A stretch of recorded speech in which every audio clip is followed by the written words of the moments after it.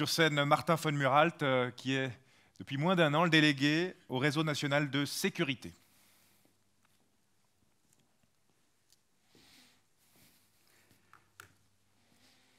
Bonjour à toutes et à tous, en vos titres, grades, qualités et fonctions. C'est un honneur pour moi d'être ici présent aujourd'hui. Merci beaucoup à toi, Maxime, d'avoir pensé à m'inviter. L'année dernière, j'ai participé comme observateur à cette magnifique manifestation. Et j'étais dans la salle alors que mon prédécesseur était au micro et on avait le dessinateur Gueluc qui nous rejoindra peut-être plus tard ou pas, qui avait fait un dessin dans lequel il était écrit que le Réseau national de sécurité cherchait son nouveau patron. Effectivement, mon prédécesseur avait démissionné et j'étais un peu inquiet dans la salle. Je me disais, j'espère qu'ils choisiront le bon. C'est chose faite, c'est peut-être à votre tour d'être un peu plus inquiet. Je ne sais pas quels en sont vos sentiments à cet égard. La confiance est, à mon sens, la valeur suprême pour la réussite d'une crise. La confiance de la population. Ce qui va guider mon intervention d'aujourd'hui, c'est un triptyque entre les autorités, les professionnels et la population. Les autorités ont le devoir de gouverner. Gouverner, c'est prévoir. Les autorités doivent anticiper, doivent communiquer et doivent créer de la confiance. Les professionnels que vous êtes, et je dis exprès professionnels, je ne pense pas qu'aux autorités, aux professionnels de l'État, je pense aussi aux professionnels dans l'économie privée. Les professionnels, eux, doivent planifier, doivent conduire, et doivent rétablir la situation lorsqu'elle est dégradée. Et finalement, et sans la population, c'est la troisième partie du triptyque, la population, elle, c'est très important qu'elle s'informe et qu'elle soit responsabilisée. C'est très important qu'elle soit résiliente, parce que si nous conduisons la crise, souvent la population la subit. Elle doit être résiliente. Et je pense qu'on doit faire en sorte qu'elle puisse développer un esprit critique pour bien dissocier les vraies informations des fausses, pour éviter les conspirationnistes ou bien les gens qui sont trop sceptiques par rapport au message de l'État. Donc qu'est-ce qui lie nos trois acteurs, l'État, donc les autorités politiques, les professionnels et la population? Je pense que c'est, comme je l'ai dit en introduction, la confiance. Pourtant, il m'a dit, c'est en bas pour avancer. Voilà. Une crise, c'est quoi? L'Office fédéral de la population, quand on parle de pénurie d'électricité en particulier, considère ce risque comme élevé, dans le sens où sa cadence est estimée à... On pense qu'elle va survenir tous les 3 ans, dans une cadence de tous les 3 ans, et que l'impact financier sur les dégâts est chiffré à environ 200 millions de francs suisses. Avec une légère flèche, vous voyez, à la hausse, qui semble indiquer que selon les pronostics, pour diverses raisons, notamment le changement climatique en particulier, mais aussi les conflits et les problèmes d'approvisionnement, probablement que le risque de pénurie d'énergie, la cadence va augmenter.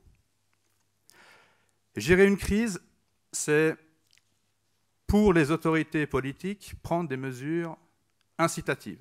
C'est anticiper, c'est prendre des mesures incitatives. Incitatives d'anticipation, d'investissement.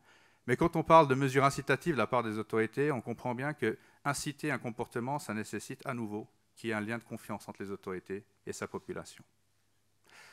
Pour les autorités politiques, ensuite pour les professionnels, la gestion de crise, c'est gérer le chaos dans un premier temps, réduire les risques et revenir le plus vite possible à la normale. Quand tout le monde est responsable, personne n'est responsable. Je reviendrai là-dessus après, mais ça me semblait quelque chose vraiment d'intéressant. Pour ma part, quand j'ai préparé cette présentation, je me suis dit qu'il y aura beaucoup de grands professionnels de l'électricité, des réseaux, vous le verrez, aussi de la gestion de crise. En tant que délégué au Réseau national de sécurité, je me suis dit que probablement que ce qui est intéressant comme perspective, c'est l'expertise des exercices. En 2014, c'est intéressant de voir que le sujet était assez avant-coureur, même, on va dire, prévisionniste. On avait exercé, au niveau du Réseau national de sécurité, un exercice national de sécurité, dont vous voyez ici le sujet. Donc on a déjà entraîné non seulement la pénurie, mais également la pandémie, avec des enseignements à tirer, avec des recommandations. Vous me direz, est-ce qu'on a vraiment identifié tous les problèmes possibles? Probablement pas, mais une grande partie, oui. Est-ce qu'ils ont été mis en œuvre? Ça, c'est une autre question. Et je pense qu'aujourd'hui, avec l'exercice qu'on a vécu de l'hiver 22-23, vous vous êtes tous rendus compte à quel point certains avaient effectivement mis en œuvre certaines recommandations, d'autres pas. Et pourquoi ceci s'est passé ainsi. La planification provisionnelle est absolument essentielle lorsqu'on parle de crise. C'est la responsabilité des autorités, c'est la responsabilité de tous ceux qui doivent planifier et envisager le pire. Ensuite, on exerce ou on est face à des événements réels, à des crises réelles, et c'est grâce à ces exercices, grâce à ces crises réelles, qu'on peut en tirer des enseignements. Je pense que autant les crises que les exercices sont un élément essentiel pour se préparer à la gestion de tout événement de crise. L'évaluation, j'en ai déjà parlé, l'évaluation en temps réel, les enseignements qu'on tire des choses qu'on traverse, qu'on vit véritablement, comme la pandémie, qui n'était pas un exercice, mais une vraie crise, ainsi que les exercices qu'on va imaginer pour demain, les enseignements et les évaluations sont absolument essentiels. Et là où le chat a souvent mal à la patte, il y a 4 pattes à un chat, il y a 4 carrés sur mon slide, la patte qui blesse, c'est souvent la mise en œuvre. Quand on fait des exercices, on peut définir les prérogatives, qui fait quoi, c'est essentiel. On peut prévoir des réserves. Les réserves, on doit les prévoir à l'avance, autrement on a des problèmes de chaîne d'alimentation. Quand la crise est au pas de la porte, on se rend vite compte que c'est trop tard de se poser ces questions-là. Ce sont des questions qu'on doit se poser avec anticipation.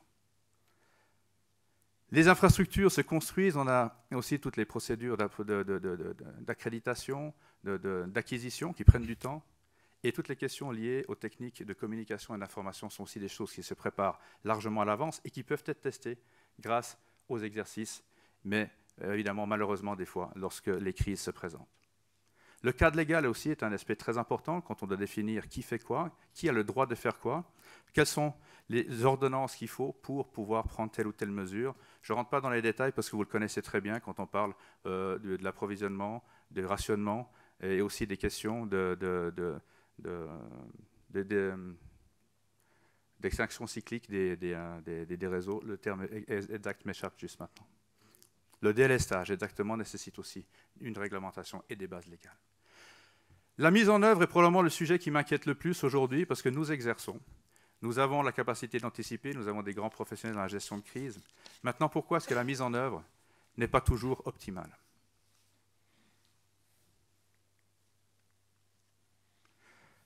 Je ne vais pas rentrer ici dans le détail, le temps qui m'est imparti est compté, mais j'ai voulu un peu vous illustrer toutes les bonnes raisons, ou les mauvaises raisons, en tout cas toutes les raisons pour lesquelles la mise en œuvre est rendue difficile. On a la temporalité politique. Nous faites un exercice en 2014, la crise arrive en 2022. Les élus ne sont plus les mêmes, les personnes ne sont plus les mêmes en responsabilité. On a des questions de procédure d'acquisition, je l'ai évoqué avant. Ça peut durer longtemps. On n'est pas toujours dans les temps, il y a des oppositions aussi. La taille critique aussi des institutions, des petits cantons, des grands cantons, des petites entreprises, des grandes entreprises, on pense aux multinationales, on pense aussi ici évidemment aux PME. La complexité des crises, la complexité devient de plus en plus difficile à surmonter. Aujourd'hui, tout est ordinateur. Votre Natel est un ordinateur qui de temps en temps permet de passer des coups de fil. Votre voiture est un ordinateur qui aujourd'hui a 4 roues et qui vous permet de vous déplacer. J'en passe. Mais la complexité devient telle qu'aujourd'hui, c'est aussi un obstacle à la réussite et à la planification et à la mise en œuvre des recommandations. Le nombre d'acteurs, les relations internationales doivent aussi être prises en considération. C'était au cœur des débats et des discussions par rapport aux questions d'approvisionnement énergétique, que ce soit pour le gaz ou pour l'électricité. On a 3 niveaux décisionnels dans notre pays, la Confédération, le canton, les communes. Autant vous dire que cette complexité-là, elle n'est pas donnée dans tous les pays. Nous avons également des priorités budgétaires à placer. Quand il est question de sécurité, la sécurité n'est pas toujours, ni auprès de l'État, ni dans les entreprises privées, une priorité budgétaire. Et ensuite, on a aussi une question de ressources humaines. C'est partiellement lié à la taille critique des environnements. Les ressources humaines sont nécessaires aussi pour permettre la mise en œuvre de tout ceci. Alors, qui est responsable quand une mise en œuvre n'est pas faite? Où sont les responsabilités? Je vous l'ai dit en introduction, gouverner, c'est anticiper, c'est prévoir. Mais qui est responsable? Cette question-là, ça va peut-être un peu vous choquer, mais elle ne m'intéresse pas tellement, de savoir qui est responsable. Je vais essayer plutôt de trouver une approche plutôt orientée solution. Comment résoudre cette complexité? Parce qu'en fait, à la réponse de savoir qui est responsable, je pense qu'on n'aura jamais une réponse. En tout cas, jamais une réponse globale, complète. C'est trop complexe pour savoir qui est vraiment responsable. Je viens de l'illustrer avant par les différents éléments qui en font la complexité. J'invite ici une réflexion sur l'intelligence collective, plutôt. Comme personne n'est vraiment responsable, identifié en tant que tel, parce que quand tout le monde est responsable, personne n'est responsable.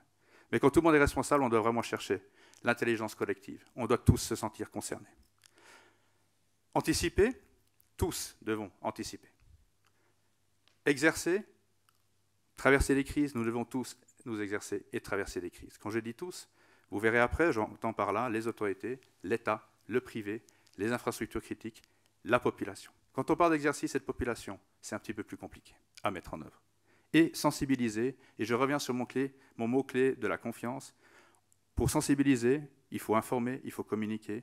Toute communication doit reposer sur de la confiance, sans quoi le message des autorités, que nous avons entendu en introduction, j'ai trouvé ton film très bien, Maxime, ces messages-là, pour qu'ils passent, il faut qu'il y ait de la confiance qui soit sous-jacente. Les autorités ont leurs responsabilités dans tous ces domaines.